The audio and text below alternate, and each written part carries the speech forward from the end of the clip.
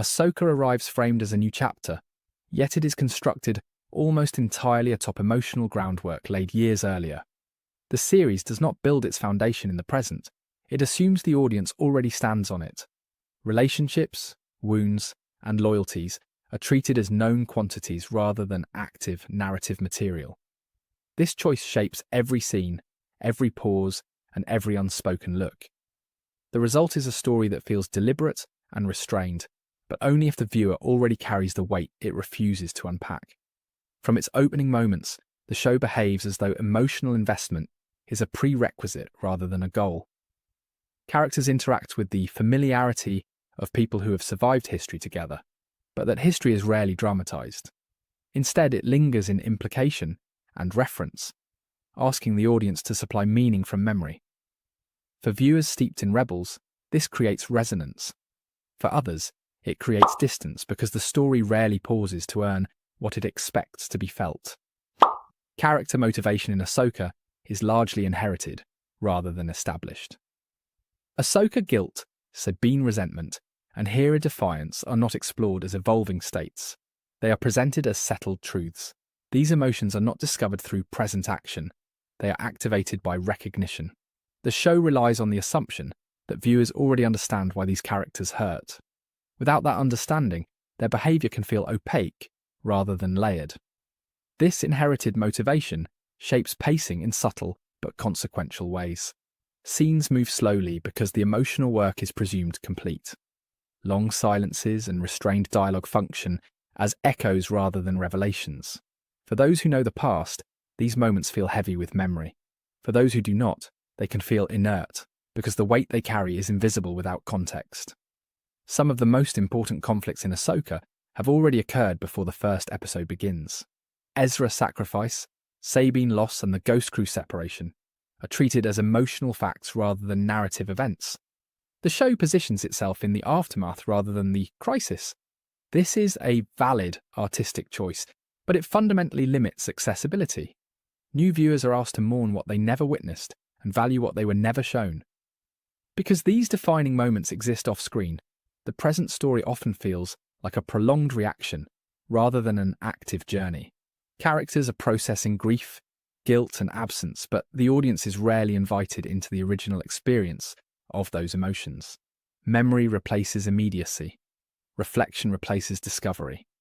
The show is about living with consequences, but it rarely dramatizes the choices that created them. Dialogue reinforces this reliance on prior knowledge. Characters speak around their past instead of revisiting it. Names, places, and events are referenced obliquely, as though explanation would dilute meaning. This restraint can feel elegant, but it also creates opacity. Conversations hint at depth rather than generating it. Emotional beats are gestured toward rather than constructed in real time. This approach works when the audience shares the same emotional archive as the characters. It fails when that archive is missing. New viewers are left to infer significance without sufficient evidence. The show assumes that recognition will substitute for revelation. In doing so, it mistakes familiarity for depth, conflating prior attachment with present storytelling. Knowing who these characters are becomes more important than seeing who they have become. Ahsoka evolution from Padawan to exile to Wandering Guardian is largely complete before the show begins. Sabine transformation is framed as regression and guilt rather than growth in progress. Hera remains resolute and burdened, but rarely challenged. Development has already occurred, leaving the present narrative to explore only the aftermath. This structural choice makes the show feel emotionally static, even when the plot moves forward. Characters rarely change because their arcs are rooted in past resolutions. What unfolds is not transformation, but reaffirmation. This can feel satisfying to longtime fans who want continuity and respect for legacy. It can feel hollow to newcomers who expect movement, discovery, and earned connection. Ahsoka herself embodies this tension most clearly. Her restraint is presented as wisdom, her distance as discipline. These traits make sense only if the audience understands the losses and betrayals that shaped her. Without that knowledge, she can appear cold, disengaged, or oddly passive. The show does not teach viewers how to read her silence. It assumes they already know. The same is true of Sabine, whose resentment and reckless choices are emotionally coherent only within the context of Rebels. Her pain is not introduced, it is referenced. Her mistakes are not framed as questions, but as expressions of unresolved grief. Without seeing what she lost, her behaviour risks appearing irrational rather than tragic. The emotional logic exists, but it is outsourced to another series. This reliance on inherited meaning creates an uneven viewing experience. Those with Rebels context experience density and restraint. Those without it experience gaps and delay. The story feels like it is always preparing to become emotionally vivid, but never quite arriving. This is not because the material lacks potential, but because the show was never designed to generate its own emotional gravity from scratch. Ahsoka functions best as a continuation that trusts its audience completely. It assumes shared history, shared loss, and shared anticipation. When viewed as such, its quiet moments resonate deeply. When viewed as an entry point, those same moments feel withheld rather than earned. The series is emotionally confident, but that confidence depends on borrowed infrastructure. This design choice is not inherently flawed, but it is limiting. It narrows the show's intended audience while presenting itself as broadly accessible. The tension between those goals shapes every episode. And as the story advances, this reliance on legacy becomes even more pronounced, especially in how threat, payoff, and resolution are framed, which raises the question of what happens when reputation replaces action and memory replaces momentum. When Ahsoka moves deeper into its narrative, the dependence on inherited context becomes even more pronounced, especially in how it handles emotional distance and threat. The show rarely escalates feeling through present action, instead leaning on what the audience is expected to remember. This creates a quiet, almost hushed tone that can feel contemplative or empty depending on prior knowledge. The series is not uninterested in emotion, it is confident that the emotion already exists elsewhere. That confidence is both its defining strength and its central limitation. Ahsoka herself increasingly embodies this ambiguity. Her reserve is framed as growth, a sign of wisdom earned through loss. But wisdom without visible struggle risks reading as detachment.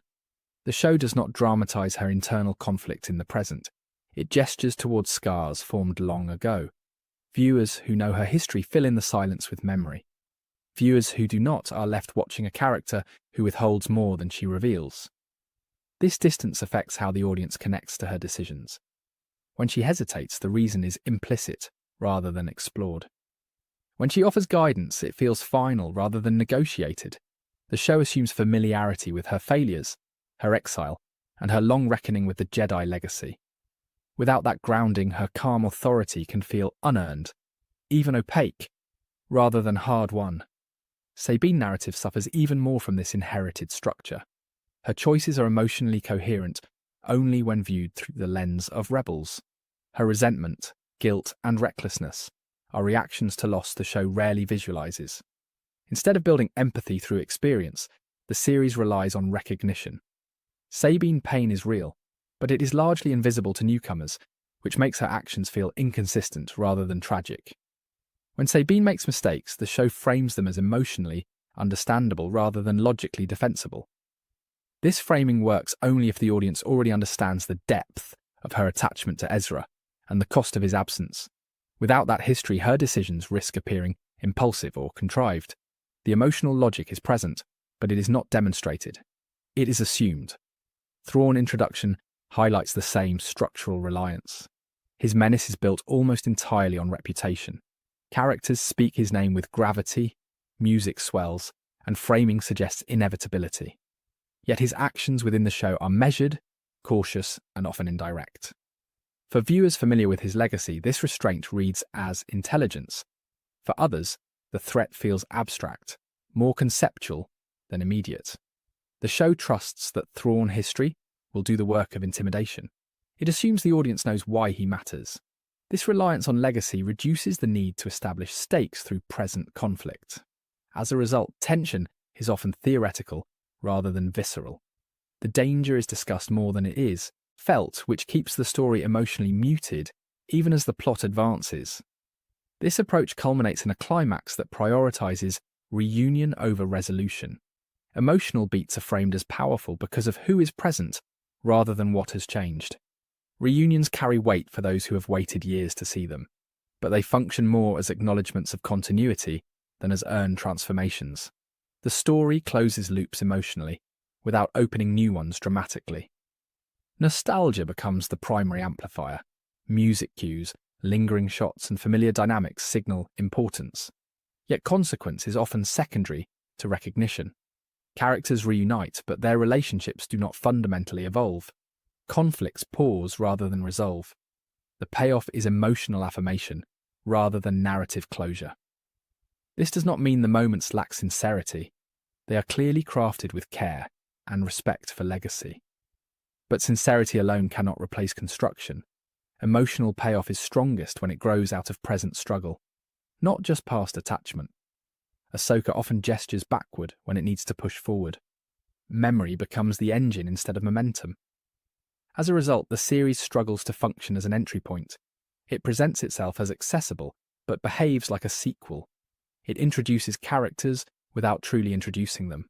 It references stakes without fully establishing them. The story assumes an emotional fluency that many viewers do not yet possess. This creates a disconnect between presentation and experience. Without Rebels, the show feels slow not because nothing happens, but because meaning arrives late or not at all. Scenes linger, but their significance is unclear. Silence is abundant, but its content is ambiguous. What feels meditative to one audience feels vacant to another. The difference is not attention span, it is emotional context. This design choice ultimately reveals that Ahsoka was never meant to stand alone. It is a continuation wearing the shape of an introduction. Its storytelling priorities are aligned with loyalty rather than onboarding. It rewards long-term investment generously, but offers little scaffolding for newcomers. In doing so, it narrows its own emotional reach. That narrowing is not inherently a failure. Serialized storytelling often thrives on accumulation. But problems arise when a continuation pretends to be a beginning. Expectations misalign. Viewers search for foundations that are not there because they were built elsewhere. The show asks for trust it has not yet earned within its own runtime. Ahsoka therefore exists in an in-between space.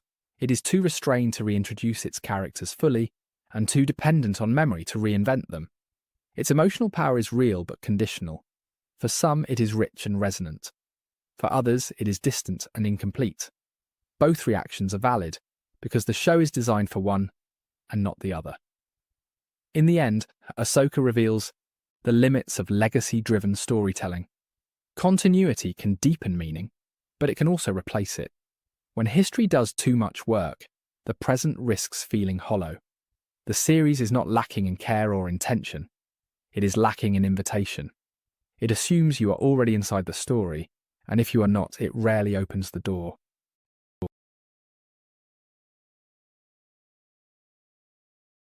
Thank you for watching. Be sure to like, subscribe, and hit that share button. My main channel is Critical Analysis Hub, where I post Star Wars content about the movies. My secondary channel is Critical Analysis Hub Plus, where I focus on the shows of Star Wars. And my third channel is Critical Analysis Hub XP, where I post comic books. Be sure to take a moment and check them out. Thanks, and may the Force be with you.